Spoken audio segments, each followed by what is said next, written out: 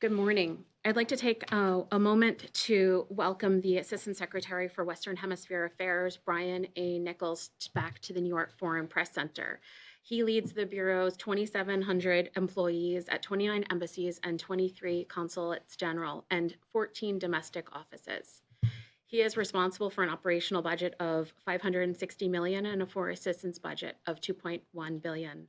Assistant Secretary Nichols directs all American foreign policy, personnel, and programs in the Western Hemisphere affairs. He holds a personal rank of a career ambassador and the highest rank in the U.S. Foreign Service. It's a pleasure to welcome everyone. My name is Daphne Stavropoulos, and I'm today's moderator. Today's briefing is on the record, and a transcript will be provided later this afternoon. Assistant Secretary Nichols will cover U.S. priorities in the Western Hemisphere this morning. After his remarks, we'll open it to questions in the room and then those of journalists who've joined us on Zoom. Thank you again and welcome. Thank you very much, Daphne, and it's great to be back in New York. It's an honor to be with you and think a little bit about the time that I've had as Assistant Secretary for Western Hemisphere Affairs. I think we've made an immense amount of progress, of which I am proud, and I want to take this opportunity to both answer your questions and to highlight some of the successes that we've had over the last 4 years. And we've really focused on harnessing our diplomatic tools to build partnerships to deliver results that advance American core interests and the core interests of our partners and allies around the hemisphere. Our partnerships helped ensure a peaceful democratic transition in Guatemala, and they prevented Haiti from collapsing. They've helped secure the release of more than 350 political prisoners in Nicaragua and buoyed the democratic aspirations of the Venezuelan people. Our partnership with Mexico has secured key achievements on security and migration at the same time that Mexico became the United States' largest trading partner. This spirit has elevated our relationship with emerging powers like Guyana, enhanced cooperation to address historic levels of displacement and irregular migration, and boosted economic competitiveness throughout the Americas. Let me talk about some of these in greater detail. In 2023, in Guatemala, we stood firmly in support of democratic principles and the rule of law. When anti-democratic actors brazenly attempted to hold on to power in Guatemala, the United States worked with the Guatemalan and international partners to help the Guatemalan people secure their country's democratic future. In tandem with private sector leaders, indigenous groups, and others, we achieved our shared goal of protecting democracy and promoting respect for human rights. We coordinated targeted sanctions with Canada and the European Union and brokered resolutions at the Organization of American States to spotlight the outgoing government's corrupt actions. This U.S.-led partnership stuck together to ensure a peaceful transmission to a government that now seeks closer relations and burden sharing with the United States. Guatemala is supportive on migration, Haiti, Venezuela, and Taiwan, and welcomed 135 Nicaraguan former political prisoners in September after the United States secured their release. Nowhere has our focus on custom-built partnerships proved more essential than in Haiti, where an ongoing security and humanitarian crisis has claimed thousands of lives and threatened regional security. We supported the Haitian National Police as it bravely fended off gang attacks.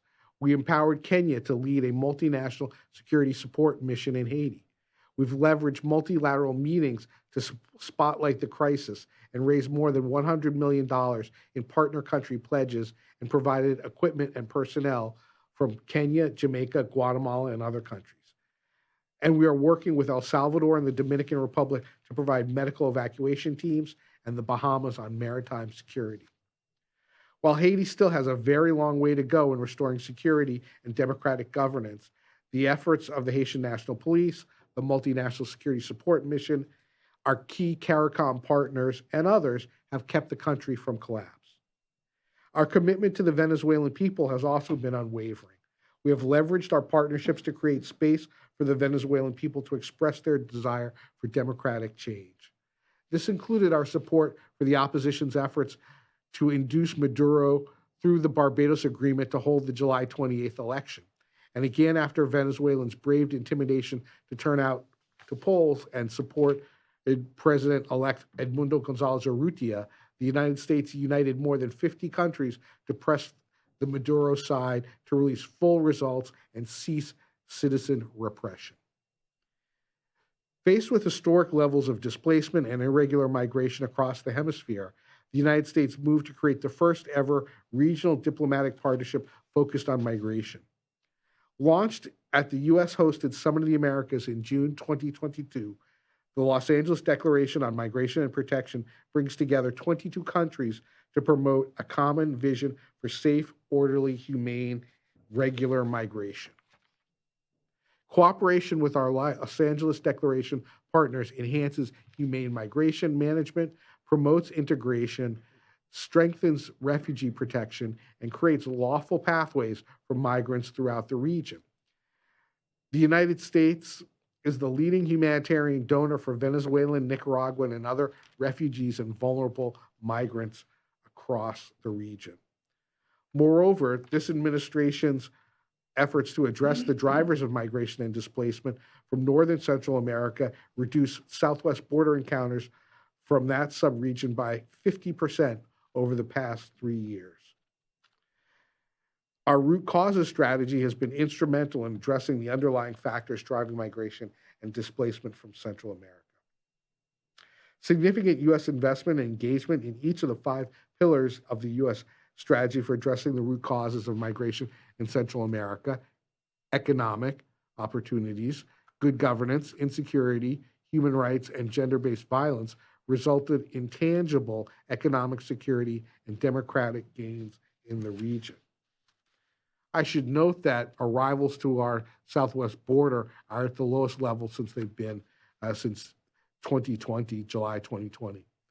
A cornerstone of the strategy is Central America Forward, a public-private partnership that, since launching in 2023, has galvanized more than $5.2 billion in private sector commitments and brought 2.5 million people into the formal economy and trained over 1 million people. It's created more than 90,000 new quality jobs. Promoting inclusive economic prosperity has been at the heart of our efforts. Through initiatives like the Americas Partnership for Economic Prosperity, the North American Leaders Summit, and bilateral economic dialogues with Mexico, Brazil, Chile, and other countries, we have sought to create opportunities for all individuals, particularly members of marginalized communities.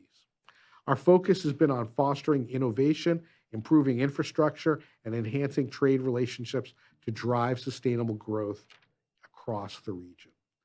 The strategic elevation of our relationship with Guyana, the fastest growing economy in the world, provides further proof that these partnerships produce results. Our interagency partners at U.S. Southern Command strengthen bilateral defense cooperation through medical missions, flood relief operations, joint training exercises, and military equipment transfers. We also partnered with U.S. companies which invested more than $15 billion in Guyana between 2021 and 2023. In November, the U.S. Export-Import Bank gave initial approval for a $500 million loan guarantee to support a $2 billion U.S.-built gas-to-energy project that represents the largest foreign investment in Guyana's history. And we expanded our partnership with leaders at the local level by hosting the inaugural City Summit of the Americas in Denver in April 2023, bringing together key leaders to discuss how they can tackle our greatest shared global challenges at the local level. Partnership is power. Effective partnerships are enabled by diplomacy and mutual respect. I'm extremely proud of what we have accomplished during my tenure, and I know that active diplomacy remains an essential tool to advance our core U.S. interests. Thanks very much, and happy to take any questions that you have. Thank you so much, sir. If you have a question, please raise your hand and identify yourself by name and outlet. We'll go first to Alejandro. Right. Assistant Secretary Nichols, thank you so much for doing this briefing. I'm Alejandro Rincon with NTN24 International News Channel. Our follow-up question is on the situation in Venezuela. There has been growing concern about the situation on the Argentinian embassy in Caracas over the weekend. There has been increasing reports on pretty much pretty much a siege by the Maduro regime against this embassy that is currently under the protection of Brazil. And there's a growing uncertainty as to what's going to happen to those political opposition members that are still inside of the embassy, whether or not they're going to be given a safe passage. So can you give us a little bit more of your reaction, your comments on the situation in that embassy, please? Well, thank you for that question. We are deeply concerned about the situation there. We call upon the Maduro authorities to respect the inviolability of the residents of Argentina, which is under the protection of Brazil. We call upon the Maduro side to release all of their political prisoners and to allow safe conduct for those who are inside the Argentine embassy to be able to leave the embassy and, if they wish, to be able to leave the country. Argentina and Brazil and countries across our hemisphere and across the world have denounced the harassment that political actors have suffered in Venezuela since the election on July 28th. We believe that it's essential that Venezuelans be able to express their views and their political preferences without reprisals or repercussions. And I know that the bravery and the commitment to democracy that millions of Venezuelans have shown is an example for people around the world, and that the world stands with them and will continue to call for transparency and a return to democracy in Venezuela.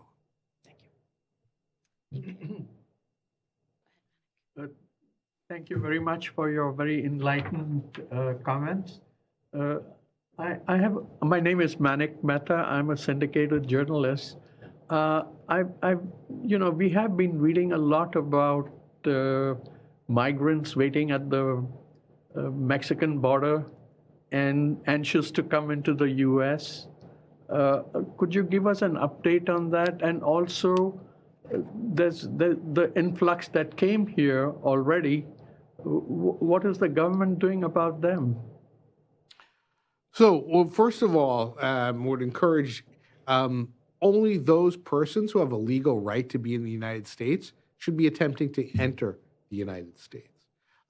Those people who believe that they have a well-founded fear of persecution can apply for asylum. However, I would note that countries also have a obligation to grant asylum in the first country where the migrant presents themselves. So in the cases of people who are at our southwest border, they've typically transited other countries and should be seeking to avail themselves of protections in those other countries before they get to the United States. The number of arrivals at the United States southern border, as I said, is at its lowest level since the previous administration in 2020.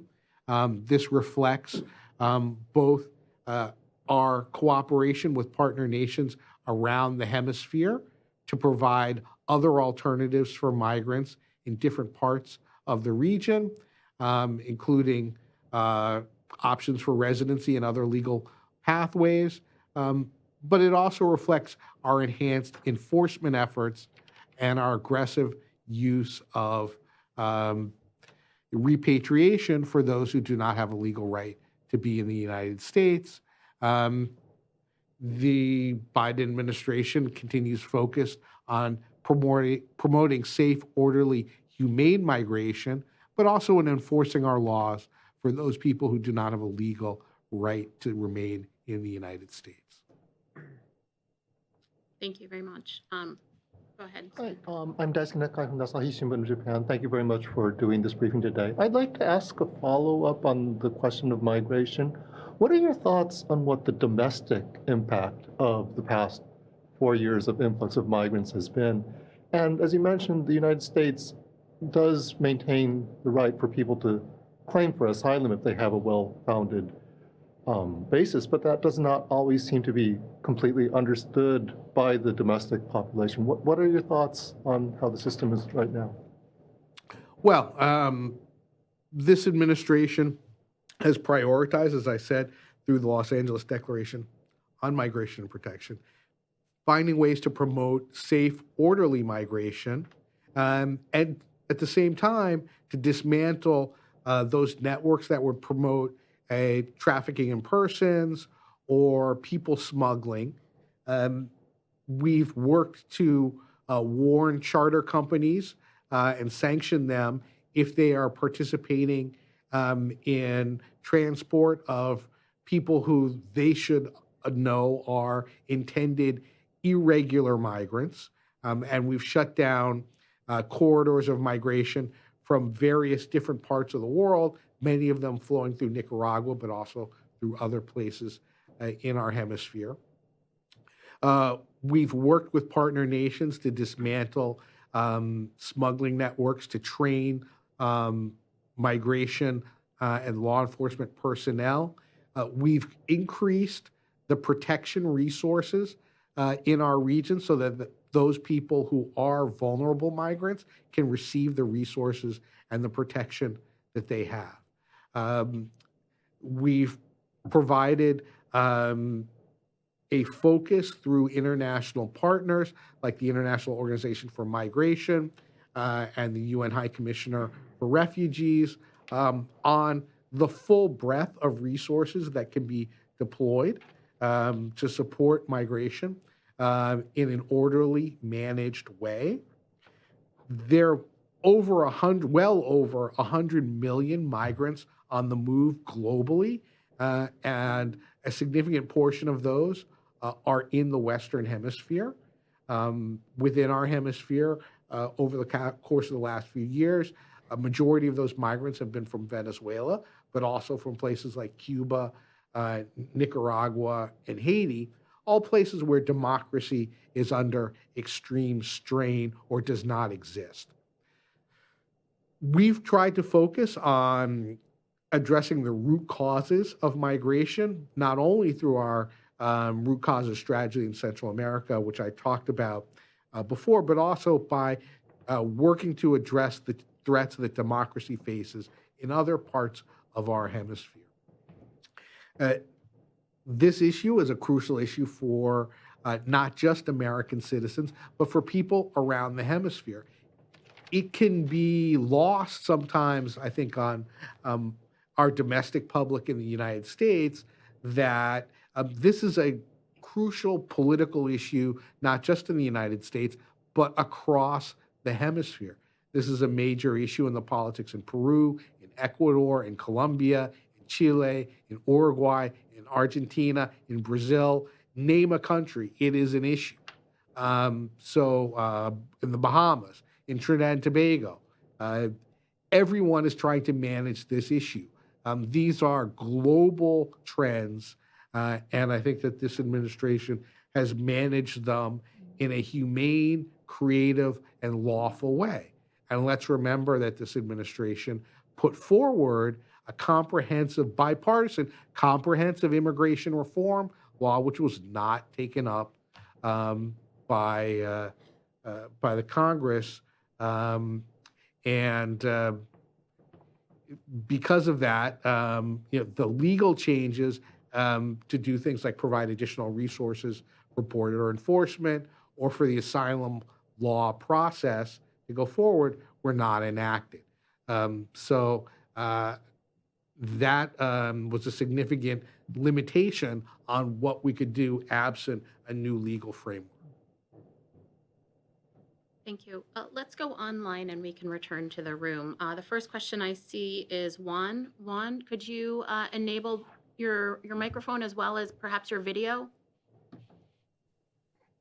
Thank you so much, Mr. Nichols. Juan from W Radio Colombia. I would like to know first about the relationship between U.S. and Colombia. If we could have like an assessment of the current state of that relationship, so important for the United States and for Colombia, but especially in light of discussions about the potential reductions in aid for issues like anti-narcotics efforts next year. Could that happen? Thank you so much, Mr. Nichols. Well, Colombia and the United States have a partnership that goes back generations. We fought side by side with Colombian forces in Korea and World War II. Colombia is a major trading partner for the United States and vice versa. And we have deep and longstanding regard for Colombia and its people. We have to work together to address a whole host of challenges, whether it's climate change or transnational organized crime or narcotics trafficking. Those are key areas for our collaboration. The United States is the largest contributor to the implementation of the 2016 peace accord between the Colombian government and the FARC, and we're proud to sponsor the ethnic chapter of that accord, among other things. We believe that cooperation between our two countries to address these types of challenges like narcotics trafficking, transnational organized crime will need to continue and remain a priority regardless of who's governing either of our nations. There are longstanding goals that go back decades. I don't imagine that will change. But I think that as we go forward, you're going to see continued intense engagement between our governments and our countries to make the lives of both of our peoples better. Thank you. I see that Mario, you have your hand raised. Please enable your audio and your video. Go ahead. Hello. Thank you for this meeting. No sé si pueda ser posible en español para nuestra audiencia en Cuba. Se cumplen 10 años de las relaciones bilaterales entre Cuba y los Estados Unidos, del restablecimiento. ¿Cómo valora estos 10 años y específicamente los últimos 4 años? Sir, can you also repeat your question in English for our transcript?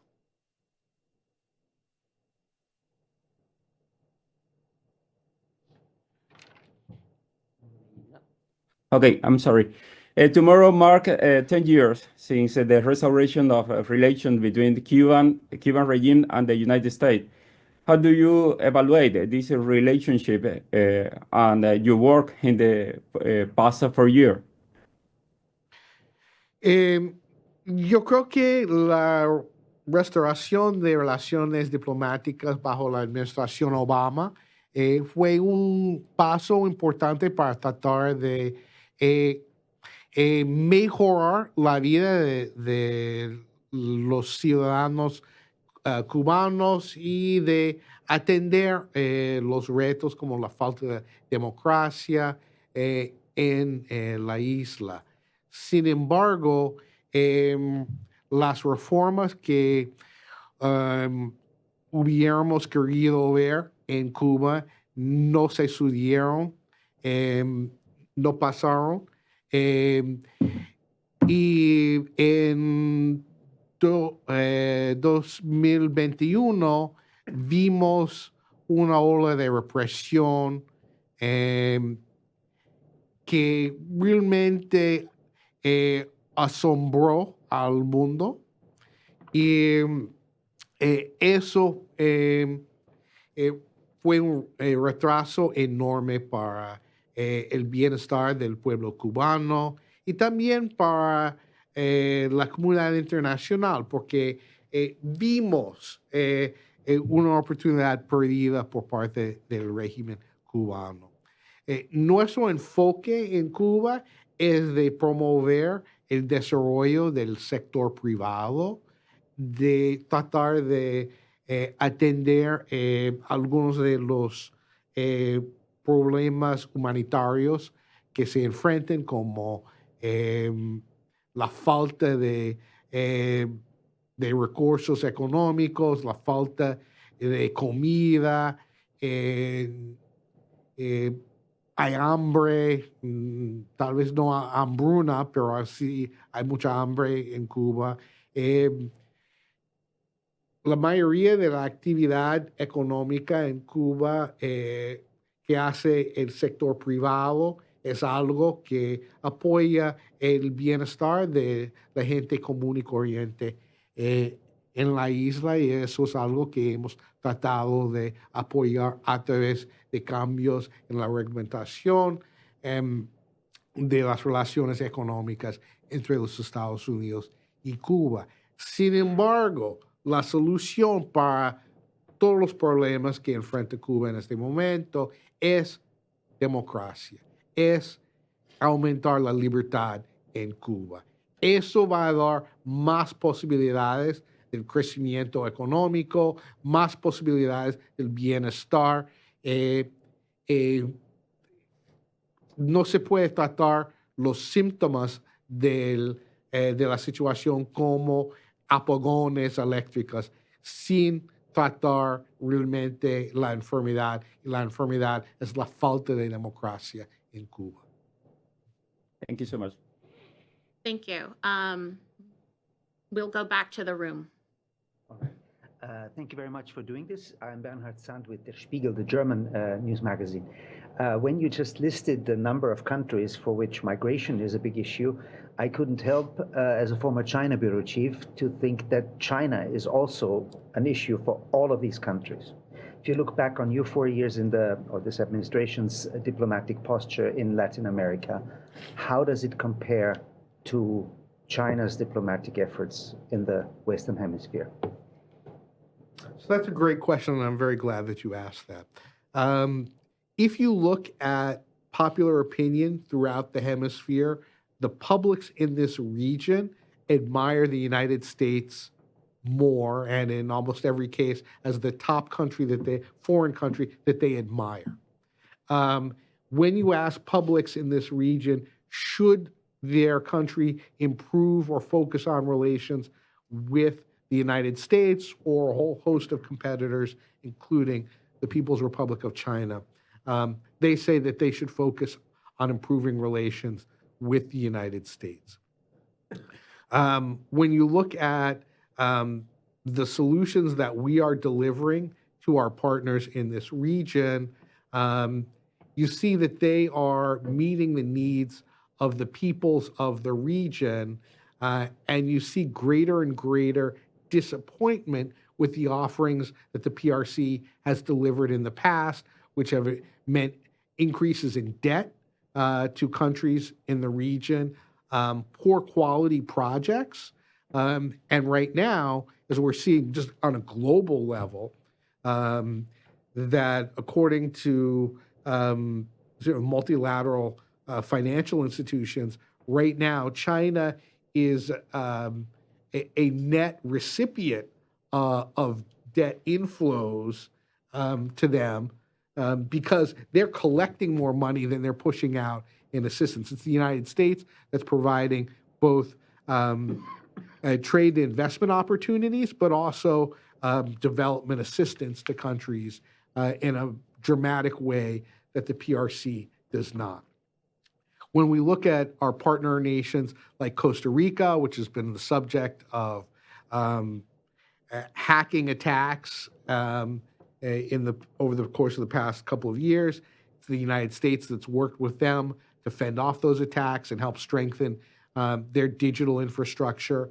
As part of our efforts around the region to promote responsible use of critical minerals, we have a number of initiatives aimed at that has helped mineral producing countries get the best value and the best opportunity for their mineral exports.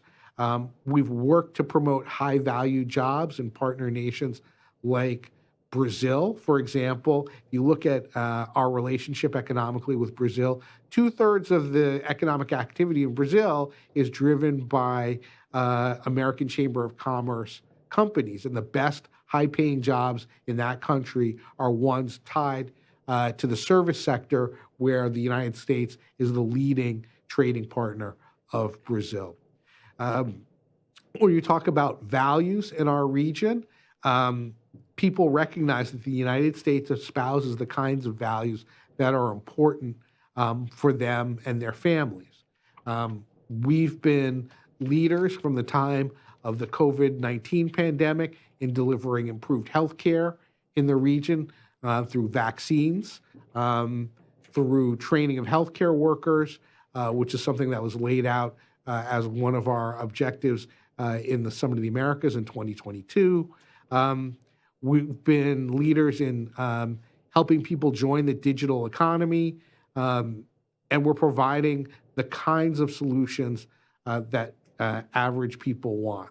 We've also been working hard to combat the disinformation that comes from Russia, from Iran, and from the PRC as a way to make sure people understand what it is that they are getting. And we are not telling countries not to trade with China, but we are saying understand what the deal on the table is, and the United States will work hard to make sure that we are giving countries the best option for them going forward. Thank you so much. To those joining us online, feel free to raise your virtual hands or type your question in the chat if you have another question. In the meanwhile, sir, if I could take moderator's prerogative and ask you if you have any prediction on how smooth the election in Honduras might be next year and what is an ideal situation?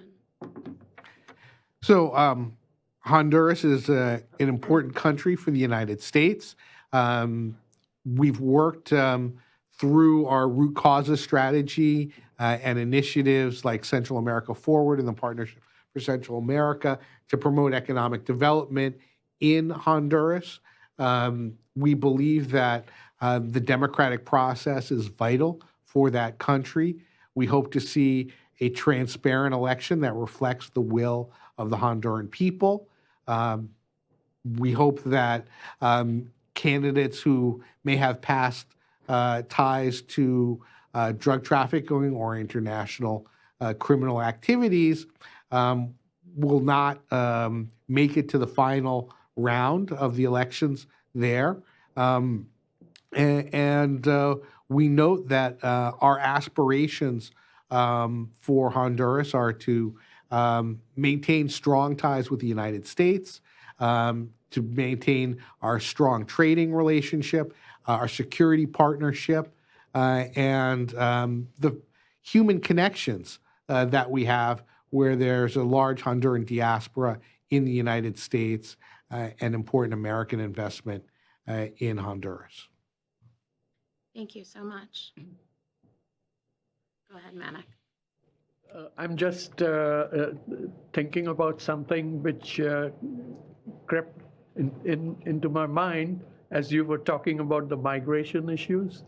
President-elect Donald Trump had a conversation with the Mexican President Sheinbaum, and while Mr. Trump made a statement that the Mexican president had agreed on almost everything he had proposed, here comes a contradiction from her, stating that Mexico is free and also at liberty to allow migrants to come into the country and cannot stop it. How do you read that?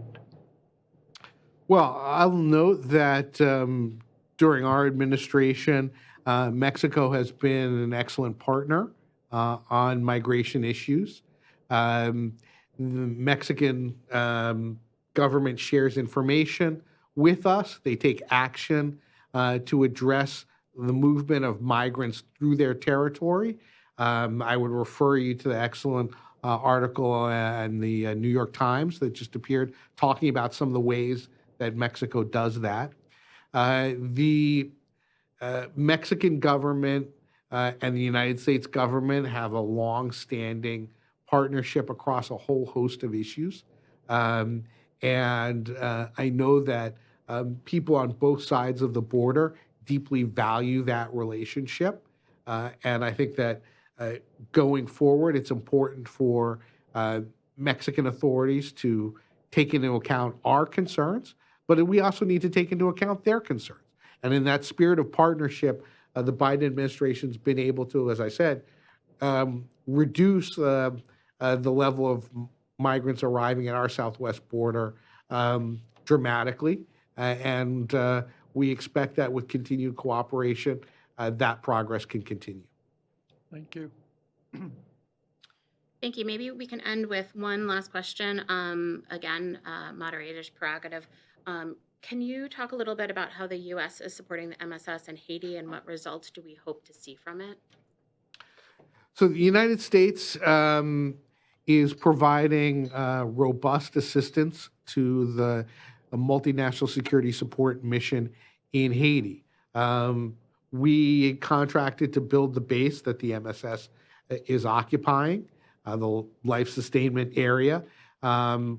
We have provided food, ammunition, vehicles, healthcare, drones, radios, all manner of supplies for the MSS, airlift capabilities, and it has been an investment that by the end of the administration will be over $600 million. Partners around the world have provided another $100 million, over $100 million in assistance through the UN Trust Fund for the Haiti MSS. But we need to see more. We need to see resourcing that is sustainable for the mission and predictable so that they can plan against that. That's why the United States supports a transition to a more traditional peacekeeping operation in Haiti so that funding and resources and logistical support will be more equitably shared among the international community and predictable for the Haitian people and for the countries that are contributing, not just Kenya, but also Guatemala, Bahamas, Jamaica, Belize, El Salvador. We believe that coalition is a testament to the support of the international community for the Haitian people, and we want to see that support continue in a robust and predictable way. Thank you so much. I think that concludes today's briefing. Today's briefing was on the record, and we'll provide a transcript later this afternoon. Thanks to everyone who joined us online and in person on this rainy day. Thank you, Assistant Secretary. Thank you, Daphne. Thank you.